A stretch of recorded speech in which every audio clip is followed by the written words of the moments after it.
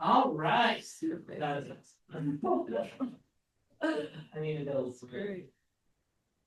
All right, we're gonna have a quick conversation about when is commission actually due, and just some little tidbits from our agency agreements that some of us may not have read recently, and I guarantee most of our clients don't read. So let's dive in. So we have a couple sections in the exclusive right to sell, right? We define the brokerage compensation here in 2.1, and we define when it is due and payable in section 2.4. Now that's a pretty long section. What does it actually say? Some highlights from these sections. So a company, or I'm sorry, commission is due when the company, the agent, the seller, any other agent, or any other person locates a party who's ready, willing, and able to purchase at the listing price and terms stated on the date of form. So it is not required that a seller accept a full price offer with all the terms in their data form. However, technically, a commission may be due and payable if they receive a full price offer at the terms and conditions they've stated in their data form per the terms of the ERS, right? Or other terms seller agrees to in writing, right? So if they accept a different offer in writing, they still have a commission, obviously. Normally due and payable at closing, but just wanted to highlight this: unless the seller withdraws the listing, sells it off market themselves, or otherwise makes the property unmarketable due to leasing it or breaching a contract or something, then the commission is due and payable immediately by the seller to the agent. So if you have a seller say, I'm going to take my listing off the market, unless the company gives its written permission, technically they owe a commission by making it unmarketable after they agreed to give us an exclusive right to sell that property. BDA stuff, you got the obligation to pay it, the satisfaction by a third party, and again, when it is due and payable. Some highlights from this section. It does include the buyer or anyone acting in the buyer's behalf. That's not defined any further than that. But if you have, for example, one spouse enter into a buyer-broker agreement, and the other spouse did not enter into the agreement, that spouse buys the property and puts both their names on title or something like that, right? That commission is still due and payable if they're acting on the assigned buyer's behalf.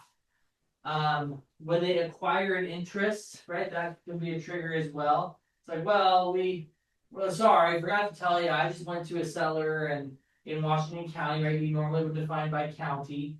I went to a seller in Washington County, we decided to just do a seller finance thing. They're going to give me 100% seller finance, so we just did it without you, and just put my name on title with quit claim deed or whatever, right?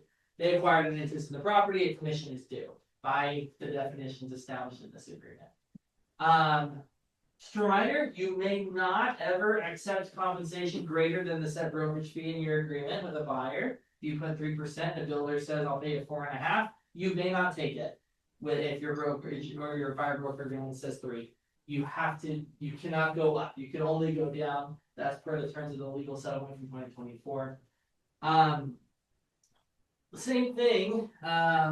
So the buyer normally would pay the difference if applicable. Normally due and payable at closing, unless transaction is prevented by default of buyer, then it is due immediately.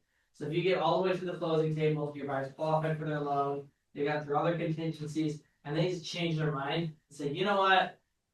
I'll just lose my earnest money. I decided I don't like the house anymore. I'm going to walk away. And they default, right? This is not to say they do an honest cancellation. Like, even if you're after F&A, they still have a financing contingency, right? They still have a right to cancel after the deadline and lose their earnest money. So we're not talking about a normal right to cancel. But if they default, they owe the commission immediately per the terms of the buyer-broker agreement. So, any questions on that? Either of those? That's all I got today. So if sometimes difficult situations come up with our clients, if they do, be armed with this information.